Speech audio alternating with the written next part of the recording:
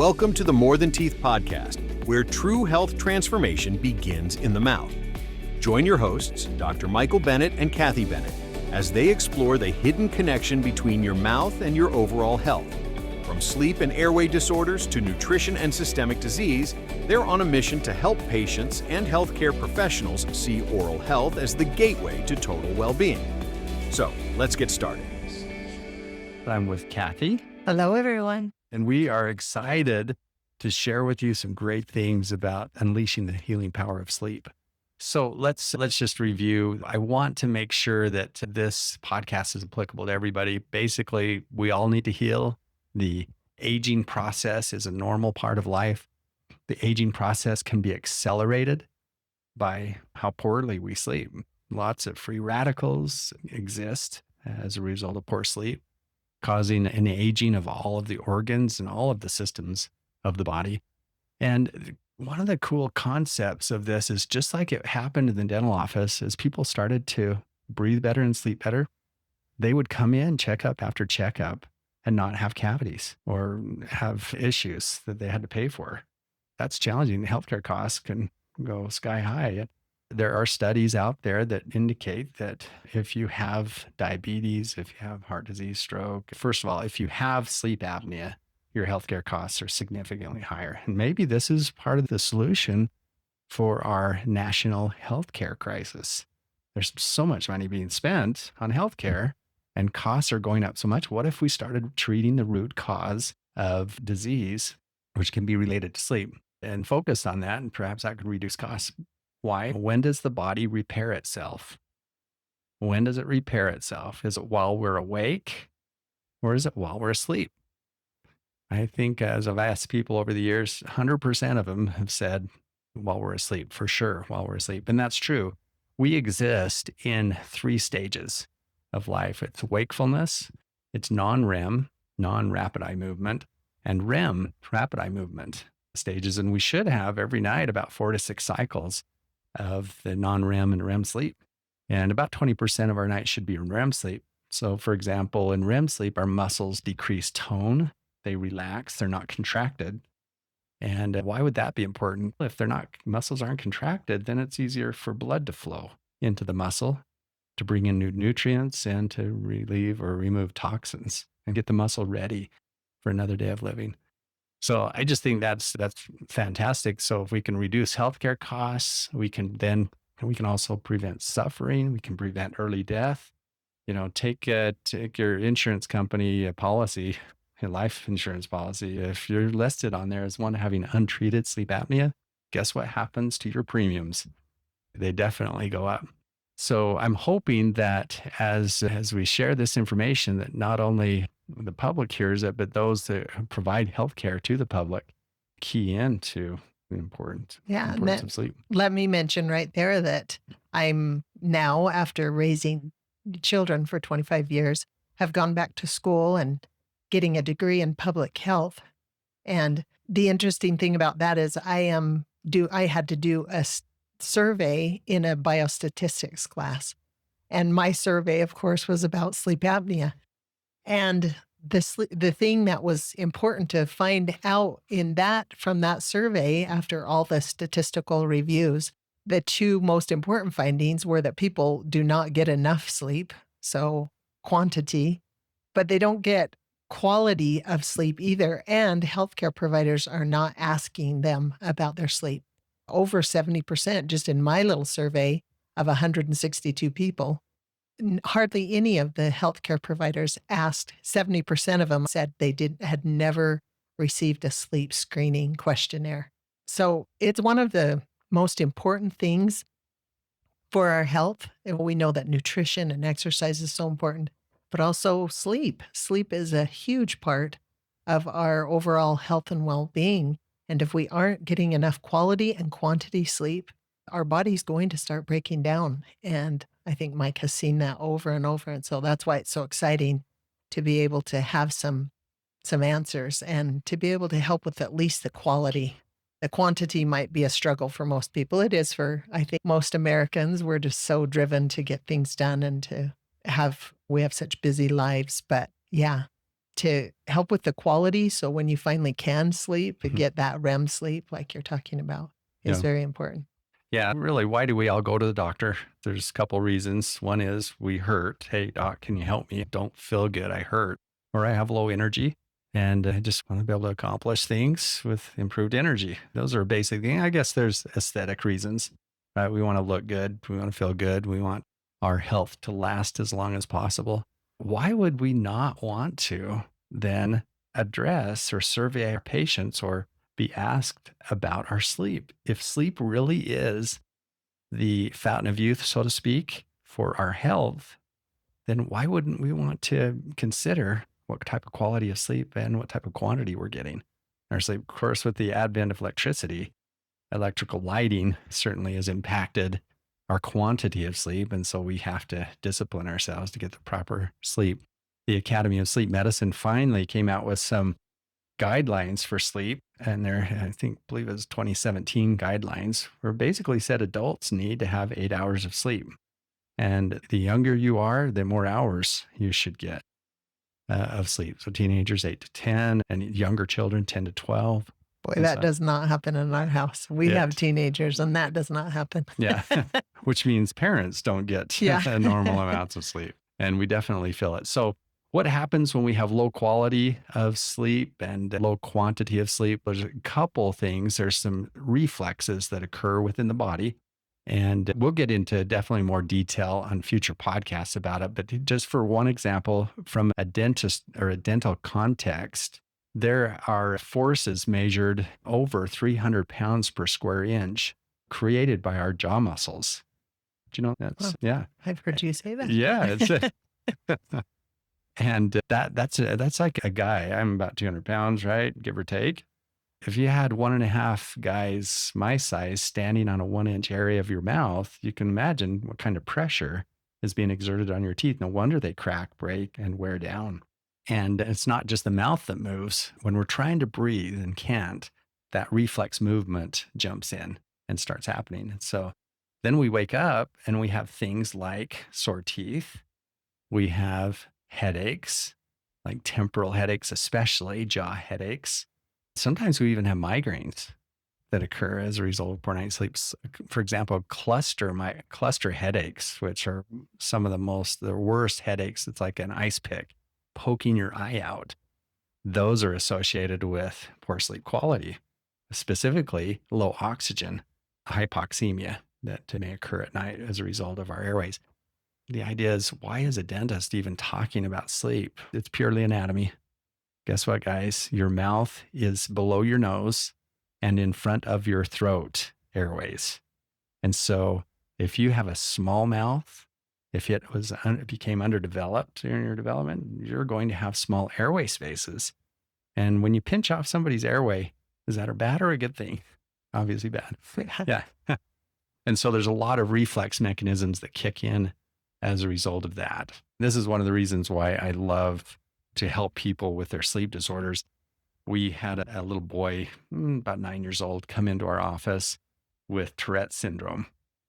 And those of you who don't know what that is, it's basically involuntary movements that a person will have. And in this particular person's case, his face would grimace. He would make vocalizations like the turkey gobble sound or bird sounds, clear his throat a lot. And there were even times when the family said, we can't even go to places like Disneyland and wait in line because one time when they did that, he actually went into a ticking rage and fell to the ground, not fell, but went down to the ground and started ticking involuntarily. And of course, his siblings, brother and sister, are there, and mom and dad are watching this, and they're trying to help him. And people are in line seeing all this happening, and just a real challenging thing. And the kid was just also very unhappy, and he would strike his parents and his siblings. He would get bullied at school. Can you imagine what his future would be like, continuing to be that way? I've often thought, he's going to date this little guy. Is he going to get married? Who's going to hire him to represent their company? Or if he sets up his own company, I'd shudder to think that his life would be harmed because of that condition would, but the reality is for sure it would. As it turns out, we were able to improve his airway through using oral appliances and getting him breathing through his nose. We had him tested by a sleep physician, found that he had obstructive sleep apnea. And through procedures and working in a team environment non-surgically, we were able to get his tics reduced by 75%, as reported by his mom and he himself. The video of him is just, it makes you cry when you watch him when he first comes into the office and he's trying to read a story and he just can't even get through one page without ticking so much. I just think, oh, that poor thing. He probably was teased at school, and I'm sure he's had such a hard life because of those tics. So to see in the video, Mike shows that once they put the oral appliance back in his mouth, the ticking stops so substantially that it's very noticeable. And it's exciting. Even though they don't go completely away, it's so much more easy to handle the tics that he does have because of that. So that's just one of the benefits. My goodness, there's so many case studies, so many people that have been helped by these different techniques and things that the dentists are working with now. Is just exciting. So that's why that's why we feel like we should produce a podcast, is because the message is so important for people who don't know about this. Oh, for sure. And his life was basically going to be just medications from there on out, medications that numbed his thinking ability or his ability to move his body. That's what he was looking at. And challenge with that is you're always going to have side effects and issues, toxicity from medications. We all know the side effect lists that we see with our medications. So the pearl of that story is everybody needs a good airway and everybody needs a good night's sleep. And when that happens, we have wonderful health benefits that occur. Besides oral benefits of fewer cavities and gum disease, that needed to happen. Of course, we also looked at his nutrition, and we also talked with him about just emotional, psychological things as how do you best cope with stress? Because anxiety is like pouring gasoline on a fire. Fire's already there, but if you have anxiety, it just makes the fire burn hotter. And in his case, it would make the tics react more strongly. I never thought that I'd be doing things like that when I first started dentistry. I never thought I'd be saving marriages getting into this. No. But Kathy and I have been married 28 blissful, wonderful years. But I think about one man in particular. He came in and just said that his wife was about ready to divorce him because he'd come home tired all the time. And her interpretation of that was, hey, you don't love me. You don't want to spend time with me. And he just said, I'm just not tired. I'm just tired all the time. I just got to get to bed after work was over. Anyway, he was diagnosed with obstructive sleep apnea and, of course, snoring as well. That was the other issue. She couldn't sleep by him. But when I had her come in, I showed her his sleep test and that he was not breathing many times per hour. It was, if I remember right, over 30 times an hour. And I said, your husband literally, his brain is waking up 30 times every 2 minutes. His brain is waking up. Even though he's asleep, his brain's waking up. And so he wakes up unrefreshed. And she said, oh, I didn't realize that. I thought he was just giving me excuses. It turned the corner. As far as I know, they're married still.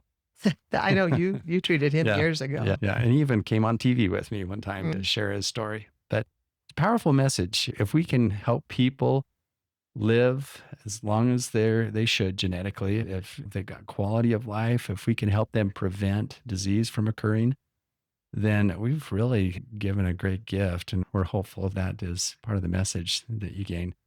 What's the gift of health? The diabetes rate in the United States is incredible. It's blossoming, if that's the right word, and blooming. I've heard studies saying as much as 1 out of every 2 Americans are at risk for diabetes. Wow. The obesity rates are going up. And guess what? If you don't breathe well, you have metabolic syndrome. Yeah. And cortisol release messes with your insulin. You won't absorb your nutrients, even if you're eating great and all whole foods and very nutritiously.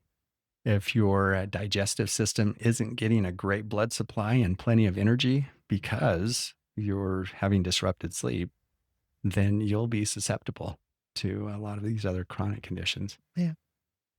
There's just so many advantages of and health benefits of having those three pillars all together. And I think, just like you said, it takes a team of people, not just one.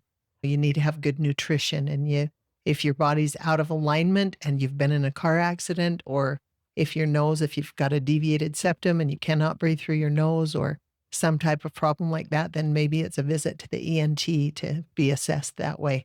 All of these people work together to try to get you right. Yeah. I've heard you say that so many times. It's amazing what your body can do if you can breathe and if you get a good night's sleep. It can heal itself. Yeah, absolutely. And really it all boils down, or much of it boils down to this concept of an underdeveloped face. So if our upper jaw, lower jaw are small, then we will have a small airway. And if we have a small airway, then our airway is more susceptible to collapse. And the snore sound, should we demonstrate the snore sound? You are really good at that. There we go. That simply is anatomy that's getting in the way of breathing. And let me just point out that anything short of quiet breathing through the nose is pathologic breathing. In other words, you're going to eventually have some disease occur in your body if you don't breathe through your nose all night long, most of the night at least, and as a result, have that filtration system working. But I do see those ads on TV now that say, hey, stop snoring and stick this thing in your mouth. And didn't you say there's been studies that actually say it makes your sleep apnea worse if it's just some kind of night guard that is stuck in there? It's got to be a certain anatomically correct for your teeth and your body to open your mouth the correct way. Yeah, let's do a little experiment. Everybody close your lips and breathe through your nose. Feels good. Now plug your nose and keep your lips closed. Very good. Are there any other holes to breathe through? Nope. No. As I passed out. Yeah. Thank you, Kathy, for that demonstration. Yeah. So the concept is, in order to stop snoring, you have to breathe well through your nose with your mouth closed. And there's studies that indicate that if you mouth breathe, you breathe about 18% less oxygen as opposed to nose breathing. And it's important to understand that nose breathing versus mouth breathing is a consideration because your air gets filtered, heated, humidified, and you get a special chemical mixed with your inhaled air called nitric oxide that is a bactericidal, virucidal, fungicidal. And it's also a bronchodilator and a vasodilator, which means basically your air goes in clean into your lungs, and that chemical helps to dilate your blood vessels so that your oxygen in that breathed in air actually makes it into your bloodstream. And that's awesome, right? But if you got flapping tissue in the back of your mouth throat area causing the snore sound, you don't get that full filtration. And not only that, you start to aspirate saliva, food particles from your mouth, and that goes directly into your lungs. And so there's a constant, clearing of the lungs going on, and that harms the lungs. So yeah, if you're going to fix your snoring, you got to fix it the correct way and address the entire 11 inches from the tip of your nose down to where your PVC pipe starts, which is your trachea. And if you don't, then you could be harming yourself. Somebody told me one time, you know what apnea sounds like? It sounds like this. There's no breathing. Snoring sounds like, we know what snoring sounds like, right? Yeah. So at least snoring is breathing. And what if you put a snore guard in that caused your airway to collapse? That's a bad thing. So I want to also fill you in. I'm hitting a few important points and we'll go into more depth with those, but why do we have these conditions of impaired breathing, snoring, sleep apnea, and which conditions can connect with other medical problems? The idea is that when we come into this world, we squeeze through a really small tube, right? And a lot of us have really big cone-shaped heads. The way that the body changes us from cone-shaped to head-shaped is by having the tongue, as a little baby is able to suck, their tongue lifts up to the palate, to the roof of their mouth. And if the breast of the mother is in the child's mouth, then the force of the jaws and the tongue against that breast will help to increase the width of the upper jaw cheekbones, which the nose airway is on top of all of that. And so it's thought that in our modern era, we've developed these narrow, small jaws and crowded teeth, in part because we're not able to breastfeed as long as we did in the past. But then also another reason, when you don't work your muscles, then they get smaller. If you don't go to the gym, your muscles get smaller. I know that because my biceps have gotten a lot smaller over the years. So the idea is that you've got to eat durable foods that make your jaws, bones get stimulated to grow. Form follows function. You work it, it grows to its normal genetic size. It doesn't overgrow. It grows to the genetic size. So we've got that 2 strikes against us, because what do we feed our kids? Applesauce, Cheetos. Those little dissolvable things that melt in your mouth. Yeah, absolutely. And we're eating lots of sugar, so we develop allergies, which causes us often to have nasal congestion. And so the tongue then, which should be up in the roof of the mouth while we sleep, creating pressure against our bones and helping to grow our face. Our tongue grows our face. The movement of swallowing affects our growth. That muscle presses gently, and gently the sutures stretch to grow the face. And so if we're congested, then the tongue drops and the tongue growth stimulation is not there. And as a result, we end up with smaller jaws with lots of crowded teeth. Small jaws with crowded teeth. Where does that tongue go if we close our teeth together? In the back of the throat. Right back into the airway, which results in snoring and sleep apnea. So that's in a basic nutshell as to why faces grow small. We're going to get into much more detail on the processes of that and share the researchers' information in more detail on future podcasts. But I just want everybody to know that there's hope. There's hope that they themselves who have snoring and sleep apnea and chronic disease, that there's the hope that their bodies can start healing as we start to improve their sleep. And we can prevent these conditions from developing within our children and our grandchildren. Yeah, that's exciting to me. The most exciting is that there's hope for those who already struggle, but there's hope for those that are small, that are starting out, that they don't have to live with a lifetime of not having good quality sleep and not having enough room in their mouth for their tongue and that kind of thing. We can address these issues so that it becomes a non-issue for them. Oh, yeah. So, how many kids do you know are on ADD and ADHD medications? yeah. And there's some great research now out that connects sleep quality issues with those conditions. Yeah. Let's move forward. Let's do lots of great podcasts, shall we? Yes, I think so. And there's so many wonderful people to interview that know so much about certain areas of this topic. So that will be fun to have you interview a lot of different specialists. For sure. And we'll give you a lot of great information on how you can be treated. There's basic models of treatment. You can be on a CPAP. If you're an adult, you can have an oral appliance, but both of those options you have to wear the rest of your life, because generally your sleep apnea doesn't go away. But there are other options where we can stimulate growth to regain shape and size of the airway space and treat root causes, allergy testing and treatment, and other things. So there's plenty of hope for everybody. Hang in there. We'll get this information out as quickly as we can, and we'll bring in the best interviewees to share their insights. Thank you for listening, and we will see you next time. Take care, everyone.